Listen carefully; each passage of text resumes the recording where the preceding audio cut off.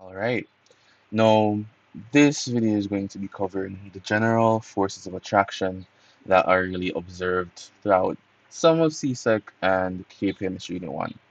I actually forgot to record the audio for our first recording of the class session, so I'm just going to be going through the PowerPoint and offering explanations where I would think somebody may or may not ask a question. All right. So let me just begin now.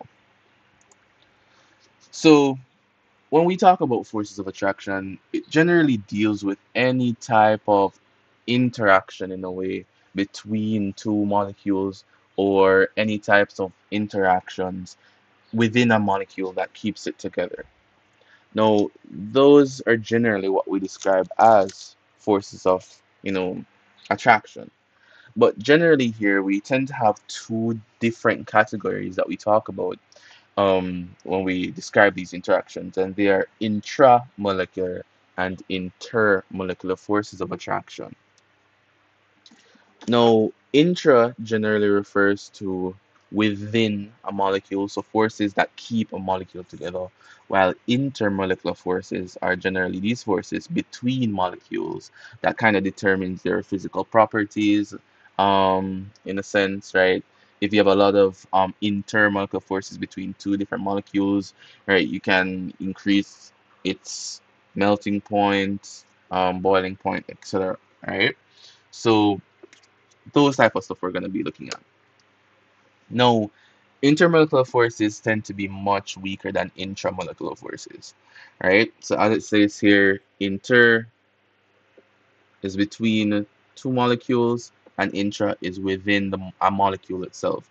So we see some examples here such as London dispersion, dipole-dipole, ion-dipole, hydrogen bonding, ion-ion, covalent bonds. So we're going to be talking about intermolecular forces actually as they are the weakest forms and then go into intramolecular forces.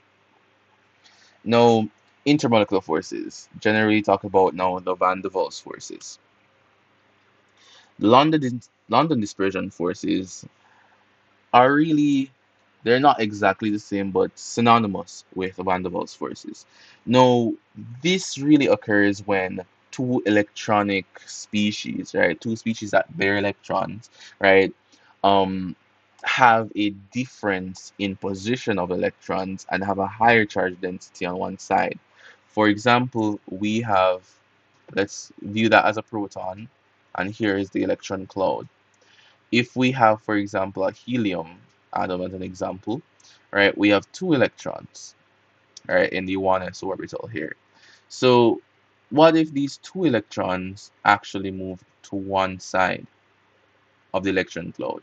This will make this side of the electron cloud slightly negative and this side, which is electron deficient, slightly positive, right? This creates a pole. So this molecule or this atom itself, this species is said to be dipolar or polar in nature, right? As it has a more negative side and has a more positive side. Now, if these interactions can happen, right, or this phenomenon can happen in an atom itself, right, or in a molecule itself, right, we can see that these dispersion forces, right, as electrons disperse, right, we can actually see that they can interact, right, with other species. Because in this diagram here, if we have a species with an instantaneous dipole, right, it's arising from the movement and the dispersion of electrons, right? If we have this, right, we're gonna have, let's say, more electrons on this side. You're gonna have the dipole here. That's the dipole arrow. This side is more positive, right? If we have this more positive side facing another species that is just non-polar, electrons properly diffused, everything is fine. Let me just put in the electrons for the sake of an example, all right? This positive charge on this molecule will attract the electrons closer. Opposite charges attract, right? So they're going to be moving to this side of the molecule. And as you can see here in this example now, right, we now have a pole being established, right? So this is how we induce a dipole. We start out with a atom or species that has an instantaneous dipole due to some London dispersion forces generally, we're going to have an interaction of the London dispersion forces between the two substances, right? So we have an instantaneous dipole on one, and it tends to induce a dipole on another, right? Based off of the difference of charges. Now, this begs the question our understanding of polarizability, right? No, polarizability, we're going to be discussing it in more depth in module 3 when we reach module 3. But polarizability generally refers to the molecule's ability to become polar, right? Or to displace electrons, right? While yeah, that is general term. So when something is polarizable, it means it can easily really disperse electrons. It can really become polar really easily. Electrons can move to one side of the molecule or be concentrated to one end of the species, and we have the creation of poles, right? If something has good polarizing power, it easily polarizes something, right? Another species. But we're going to be really speaking about that and how these forces help with polarizability in module 3 when we talk about periodic trends. Dipole-dipole forces, this generally speaks to two substances that have dipoles already that allow some type of electrostatic interaction.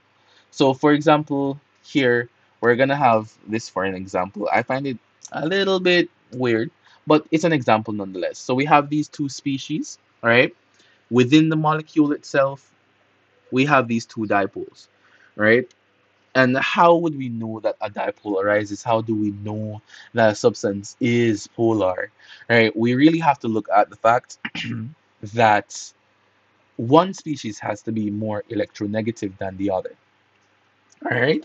So we generally look at stuff like that. Sorry. So in this case, we have iodine, right? In this example specifically, right? And we have chlorine, right? So we're looking at this example specifically. So we're not looking at actual values or anything like that, right? But what electronegativity really speaks to is the tendency to attract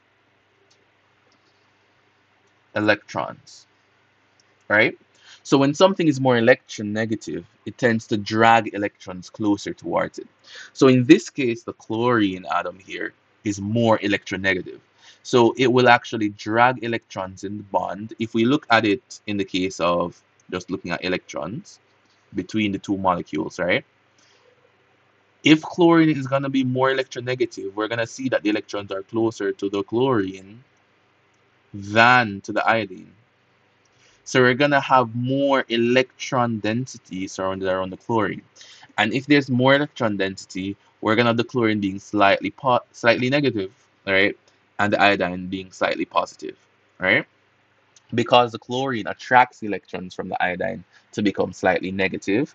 And since the electrons and the bonds and everything is closer towards the chlorine, then iodine will actually become a little bit electron deficient. We won't really feel the negative charge that much and become slightly positive. All right. And we denote slightly negative, slightly positive by sigma, as we can see here. So in this molecule, we're going to have slightly positive, slightly negative charge. Negative attracts positive there, and positive attracts negative here. All right. So the negative chlorine will attract the positive iodine, and the negative chlorine here will attract this positive iodine here, forming these interactions. Now, bonding, right, and interactions inside molecules, intramolecular reactions, are generally just displayed by unbroken lines, while intermolecular interaction is displayed by these broken lines. So anywhere you see that, you know that it's an intermolecular reaction. Not reaction, but interaction, right? So we have the negative species here, electronegative species here, attracting an electropositive species here. So that's how that would work. Permanent dipole-dipole forces are really established through, actual permanent species, right? So it's really a kind of example of a type of dipole, right? Other than the instantaneous dipole, induced dipole species, as we saw from this slide, right? One is nonpolar, right? And one it has a dipole. So it causes the nonpolar one to become polar in nature. But with permanent dipoles, as we saw from this example here, right, both are have dipoles. Both are permanently dipolar, right? For example, here we have hydrogen, right, which tends to be really electropositive, right, and fluorine, which is the most electronegative element on the periodic table, right? So between these two now, we can clearly see that there's a dipole that we can draw, all right, where the electrons are closer to fluorine because of its electronegativity, right? When we have molecules that have permanent dipoles, right, they will also interact in this way, as the slightly negative side of the molecule will interact with the slightly positive side of the molecule. Induced dipole, we looked at that already from the helium example, but just putting it in this case again, right, we have chlorine as an example here. So it means that one tends to be there's a possibility that one of the substances tends to be, polar in nature, and the other tends to be non-polar, right? And creates a pole on the non-polar species, right? So that generally tends to happen. But in this case here, right, both tend to be non-polar, right? But due to the interaction of another, we're going to have a pole being created. All right. So chlorine bonds by itself is fine, right? But let's say that another chlorine molecule becomes closer, right? There's going to be some repulsive forces between the molecule, right? And it's up to really chance, but the electron density on one molecule will actually move away, right? And make a pole, right? And then induced dipoles can arise from that. So it's a chance that one chlorine molecule may push electron density of another chlorine atom on another chlorine molecule onto another, right? So it's a tendency that this atom may push the electrons on this closer to this chlorine and establish this dipole here, right? In that case, no, we're gonna have these London dispersion forces, right? So remember that when we're talking about these things, they're usually tend to be different forms of London dispersion forces, right? Dipole, dipole, permanent dipole, dipole, or induced dipole, dipole, right? Interactions. Hydrogen bonding, no, is another form of kind of permanent dipole-dipole interactions or just dipole-dipole interactions itself, right? But these are specific. These are a specific type, right? When we look at hydrogen bonding, we're looking at an interaction between hydrogen on one molecule to an extremely electronegative atom on another molecule, all right? That must be bonded to hydrogen. So the conditions established is that when we look at things like halides, which are group 17, and chalcolides, which are group 16, these tend to have high electronegativity. Electronegativity increases across the period from left to right. So we tend to have hydrogen on one end of the spectrum, and we tend to have chalcolides like oxygen and sulfur, and halides like fluorine, chlorine, bromine, iodine, right? These have high electronegativities, really, really high, right? Hydrogen's electronegativity is generally like 2.20. But you can look up the other electronegativities and sensitivities across the periodic table and see how some of them are 3 point something, 4 maybe for fluorine, not really remembering it right now. But they definitely have higher electronegativities than hydrogen, right? And this creates a pole, right? As we were discussing before. Once a species has high electronegativity, it's going to attract the electrons towards it and make a pole on the molecule, right? As you can see here, hydrogen bonding in water.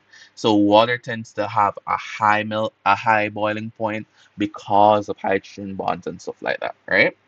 So even though it's called a hydrogen bond, it is an intermolecular interaction and not an intramolecular interaction, right? It's an intermolecular reaction caused by intramolecular characteristics, right?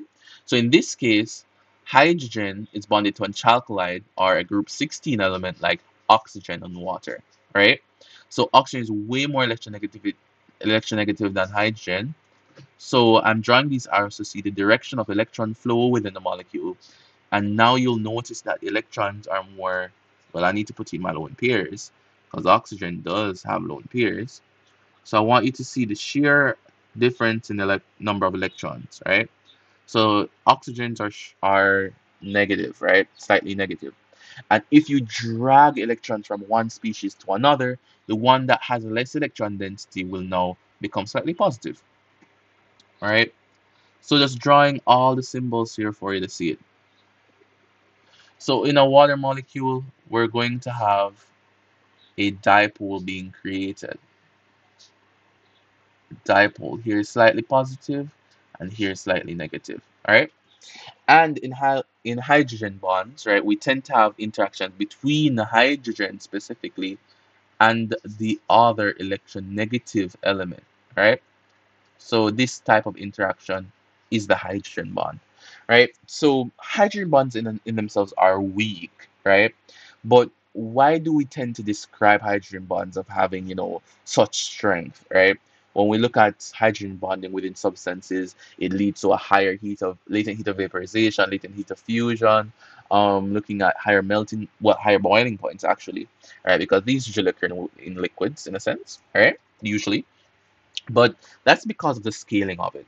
One or two hydrogen bonds may be weak intermolecular forces, but hydrogen bonds really stack. So if you look at this water molecule example here, we only have two hydrogen bonds on this example, right?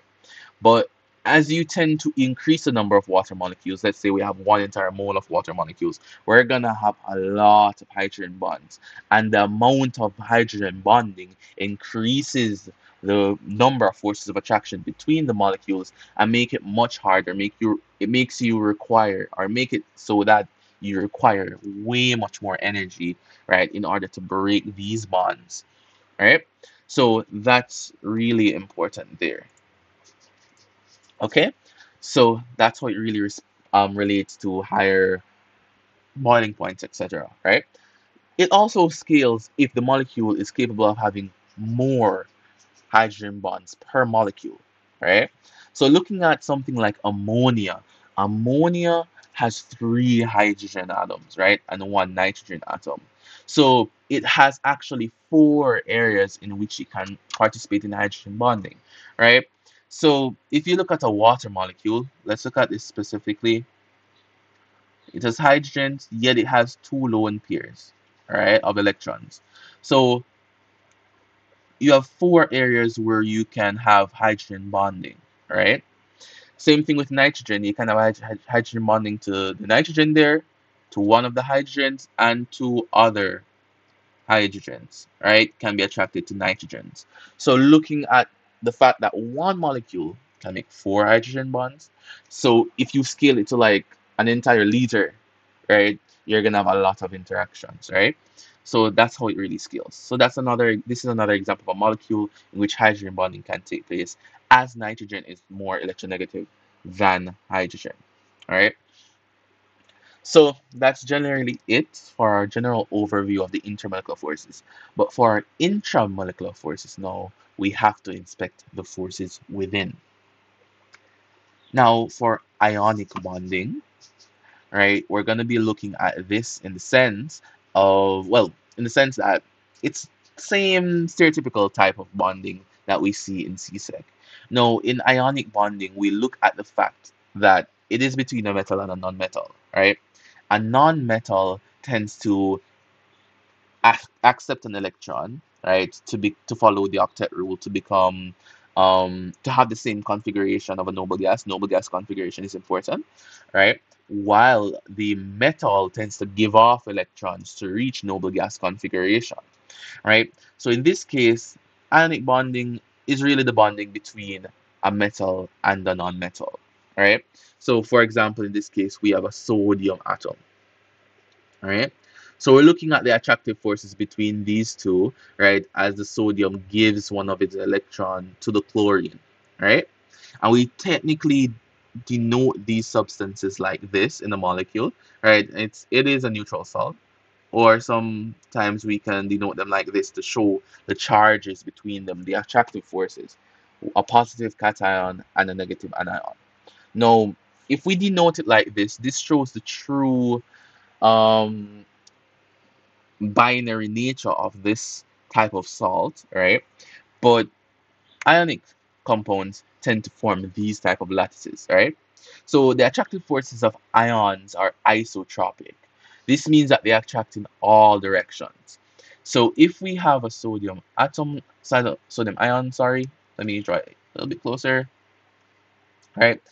It can attract a chloride ion, sorry about that, in any direction, right? It's like if you have a magnet sitting somewhere, right? So if you have, let me just draw a small magnet, and S. If you have a small magnet sitting somewhere, the magnet can attract metal from generally any direction, all right? If you're looking at it like that, it can attract from any direction. So it's the same thing with ions, right? They don't attract on one direction only, right? So in order to maintain the stability of these ionic compounds, the positive and cation tends to be surrounded with negative anions to stabilize it, right? And the negative anion tends to be surrounded by positive cations to make sure it's stable as well.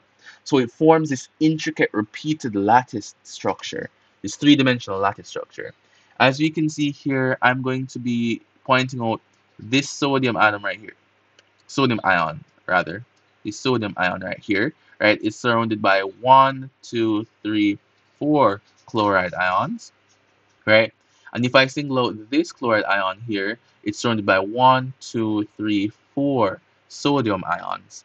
So it's a stabilized structure in which all the charges, right, tend to really cancel each other out to create a neutral salt, right? And they're tightly bound in this repeated arrangement, this three-dimensional lattice structure, right? So that is the structure of ionic compounds. Now, the properties of ionic compounds now. Ionic compounds are crystalline in a sense, right? Now, these type of compounds are synonymous with the interactions of cations and anions, right? And this tends to make ionic crystal lattices really, really strong, right? Because we know that the interactions between different charges are strong, right? So they tend to have high melting points, right? So ionic compounds tend to have high melting points. It's hard to really break the ionic bond. You require a large amount of energy to break the bonds in the crystal lattice structures, right? So that's important. Ionic compounds tend to be brittle as well. Even though it takes a lot of energy to really make them molten, to really melt them, to break these bonds, right? It is really easy to break them apart. So within crystals and stuff like that, you can actually tend to break them into powder. Salt, if you have large grains of salt, you can crush salt, right? Table salt, sodium chloride. Now, this is because, right, even though within the structured lattice there are strong attractions between the ions, right, if you implement a large enough amount of mechanical force, we disrupt the structure of the lattice that you can see here. We disrupt the structure. If you disrupt the structure, you're gonna cause say like charge ions to interact with each other and repel each other. So what ends up happening is one piece of the lattice ends up falling off or repelling itself. So that's really how we have the brittle structure of ionic compounds. Another thing is our conductivity, really, really important.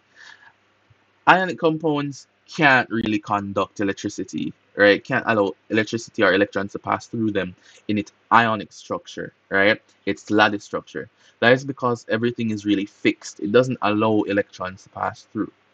But let's say that you melt it, you increase the temperature, you make molten sodium chloride as an example, right? Or you solve it, you put it into a solution, right? You put it into a solvent, right? That allows for the ions to be freed up, right? That allows for the ions to be freed up and allows charges to move throughout the solution, right? So positive and negative ions are fixed within the lattice structure, so they can't conduct anything. But within solution, positive and negative ions can move and allow electrons to pass through the substance, right? So that's really important. So that's generally it for the ionic bonding. All right. For covalent bonding, really, a covalent bond is really formed through the equal sharing of electrons. This is generally what we understand through CSEC, right? But we're going to look at the fact that it doesn't have to be equal sharing, right? We can have a substance donating both of its electrons to contribute to one bond while the other is electron deficient. And we're going to really be speaking about that real quickly, right?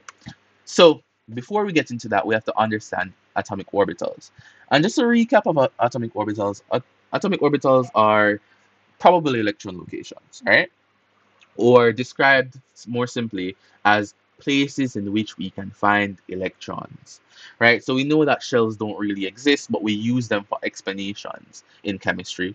But generally, we see that electrons are clouds of density that surround the proton itself, right? So, for example, in this case, we have some examples of, some orbitals here. We can I'm just gonna see in the chat here, right? See if you can name what type of orbital this is that I just put in the square, right? But these are other orbitals here, right? See if you guys can name all of them, all right? Let me just drop some axes onto them, right? So one, two, three, all right? So let's see if we can name these. They're kind of different, right? Let me just see if I can just make that a little bit like that. One, two, three. All right. So let me call this Z, X, Z, Y, and X, Z, Y, X, Z, Y, X. Well, so see if you can name them. Just drop the names of these orbitals down in the description. So this is A, B, C, and D. In the comment section, just let me know what the name of these orbitals are. All right. Now, hybridization. Let's do a quick recap of hybridization. Now, hybridization really speaks about the redistribution of energy or electrons, right, from orbitals of lower energies or different energies, right, to give orbitals of equivalent energies so that we form hybrid species or hybrid orbitals. That's really what it is. So it speaks about orbital mixing. With the example of carbon, we see that carbon tends to have two unpaired electrons, right? So how can it really create four bonds? We learned already that carbon can create four bonds, but how so? We have to speak about the fact that ground state carbon tends to have two electrons that are free, right? But once we excite the species, right, we have hybridization occurring. So what tends to happen is that when we excite the species, right, we're gonna have one of the electrons, right, from the 2s orbital here being promoted to a higher energy level, right, here in the 2pz in an empty 2p orbital, right? And that allows for them to have similar energies denoted by the change in color here. So now we not only have two electrons that were free for bonding, but now we have four electrons that are free for bonding, right? Now, if we have four orbitals, right, four electrons free for bonding there, we're gonna have what we call sp3 hybridization. If we have three orbitals free for bonding, we call it sp2 hybridization. And if we have two free for bonding, we call it sp hybridization, right? How does this bonding occur? Right, we're going to be really looking at it. But sp hybridization looks a bit like this, right? So in sp hybridization, we have one s orbital and one p orbital merging to create two hybrid orbitals. And they're hybrid because they're not quite s orbitals and they're not quite p orbitals. They're a mixture between the two, right? So they tend to look like this, right? So it's sp. So it has a little bit of s characters, a little bit of p character, so we call it an sp hybrid orbital. Now in sp hybridization we have two hybrid orbitals. In sp2 hybridization we see that one s and two p orbitals, one and two p orbitals create three. So note that the number of orbitals is always higher than the number. So we're going to have 3 orbitals for sp2 hybridization. And the information here on site is cool. So if you want to just pause and watch it and well and read it, then it's fine. All right. It's really important information. And for sp3 hybridization, we're going to have one s orbital, but 3p orbitals. And that gives us 4, right? sp hybridized orbital. Another way you can look at it is that s is always one s orbital, and p3 speaks to 3 different p orbitals, right? And together they make 4 hybrid orbitals, right? Now, the single covalent bond, now that we're done with that, the single covalent bond is really caused by the overlapping of these hybrid orbitals. That's why we must have a species hybridizing before it can bond. A species cannot really bond like this covalently if it's not hybridized. So we have the hybridization, and then we have the overlapping of sp orbitals along the internuclear axis, right? So along the same axis as the atoms, right, as the nuclei, right, to create a sigma bond. So these two must overlap in this way to create what we call a sigma bond, right? So that's a sigma bond. Characteristics generally, they are strong bonds generally, right? The electron density in a sigma bond is concentrated along the internuclear axis, as I said before. It allows for free rotation. We're going to describe what that means in Unit 2 actually. And sigma bonds can exist in single, double, and triple bonds, which we will briefly look at. And sigma bonds exhibit cylindrical symmetry along the bond axis, which we'll have a look at in Unit 2. So we have different types of fixed sigma bonds. If two s orbitals, 1 and 2 s orbitals overlap, we call it an ss overlap. For example, within the hydrogen atoms. All right. If we have an S and a P overlapping, we have sp overlapping. For example, within the hydrogen carbon bond in methane. All right. And if we have two p orbitals, we call it pp overlapping. For example, between two carbon atoms in ethane. Ethene, right? Or ethene. So ethene is example on the slide, right? So we have this here, these different types of overlapping. Pi bonding now, it tends to occur between two unhybridized orbitals. So let's say that we have, okay, we're going to be using this example, right? So we have this species here, right? So it's going to have its single bond, right, denoted by the overlap of hybrid orbitals, right? So this is the sigma bond, the single bond here, right? It's the same thing as that, right? So we're gonna have a sigma bonds here, here, here, and here, right? But notice now that there is a free unhybridized p orbital on both of the carbons. What will happen is that there's going to be an interaction between two of these orbitals.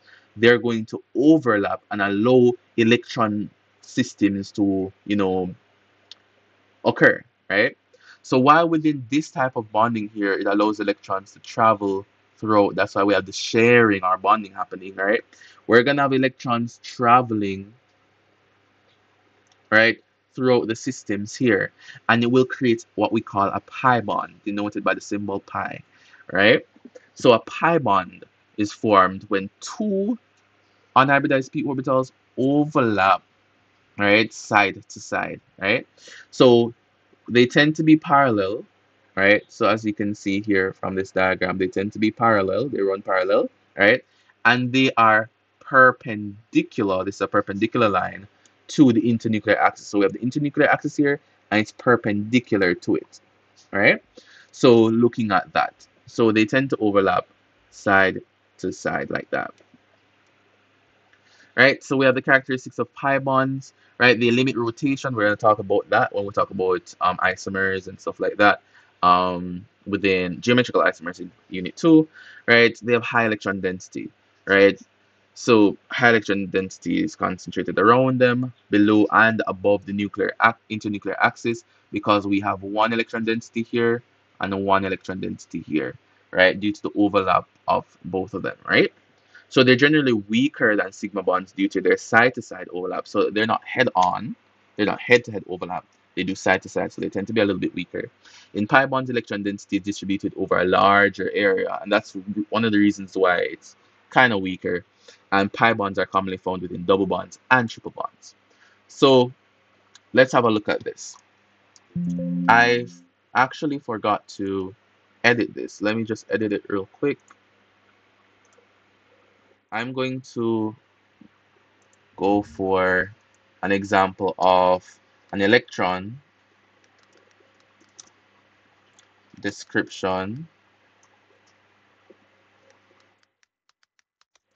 of double bonds, right? An electronic, well, not really configuration, but description. I want to see a graphical description of the double and triple bond real quick. There was a good example that I had on the slide within class. Hmm.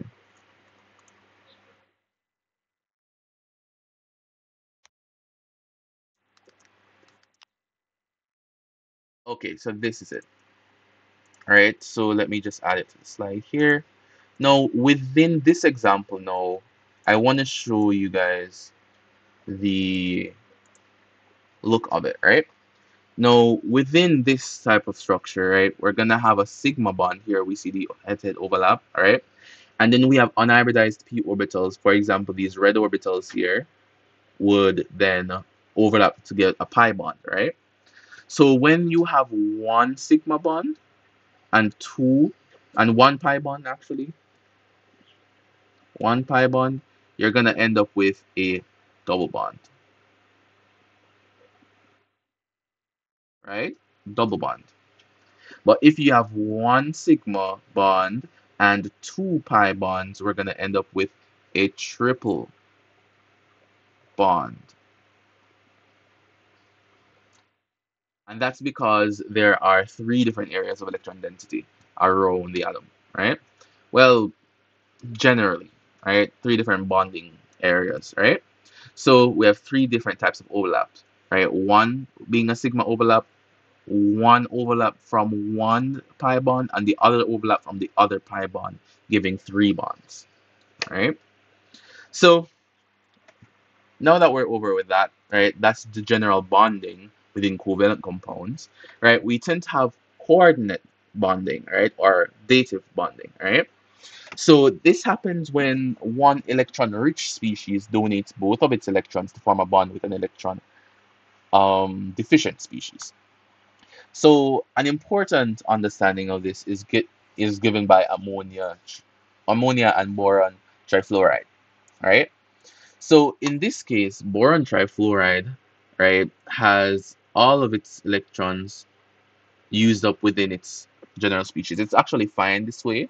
It defies the octet rule in which it's actually satisfied without all eight on its valence shell, but it can participate in coordinate bonding, right? So this is what we would call electron deficient because it does not have eight electrons on its valence shell, yet it is fine, right?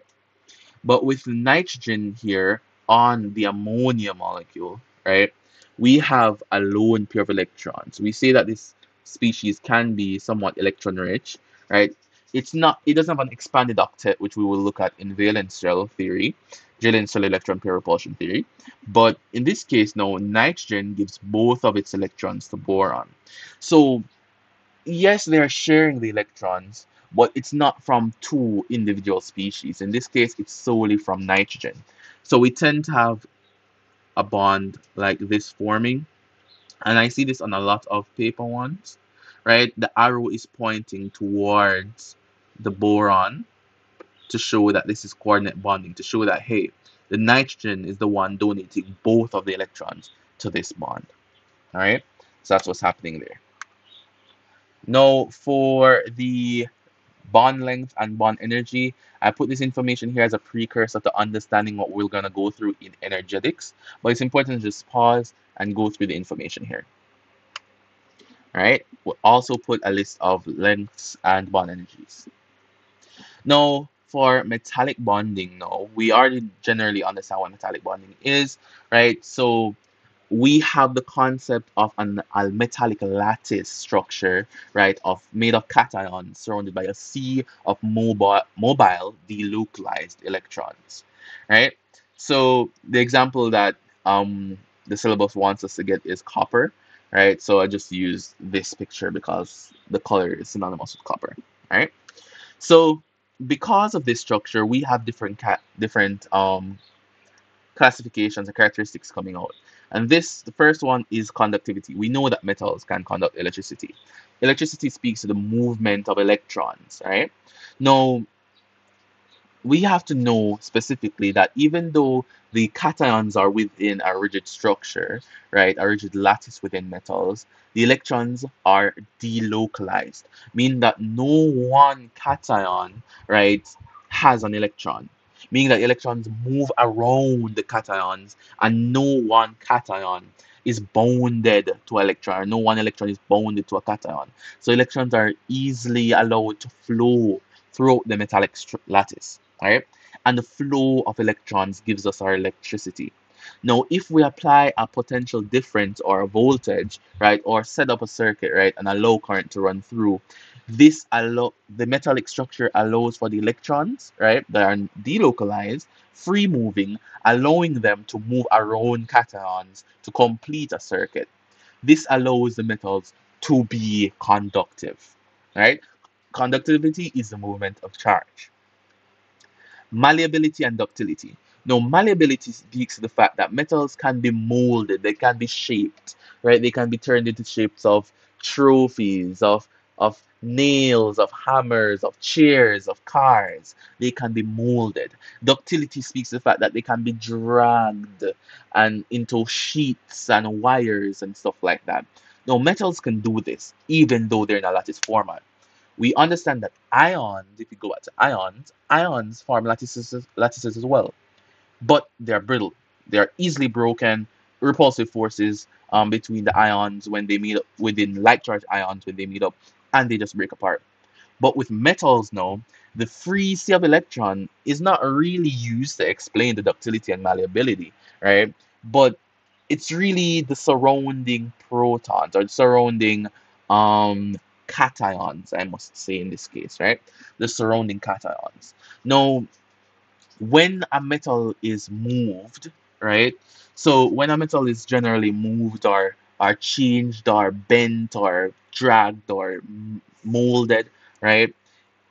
The cations don't build up in energy or charge and repel each other like in anionic, well, not like in ionic structures, I must say, right? It doesn't do that, right? What tends to happen here is that when the cations move, generally, we're going to have electrons that actually restabilize and keep the metal structure intact, right? So there's a new formation of cations that allow the metallic structure to stay intact.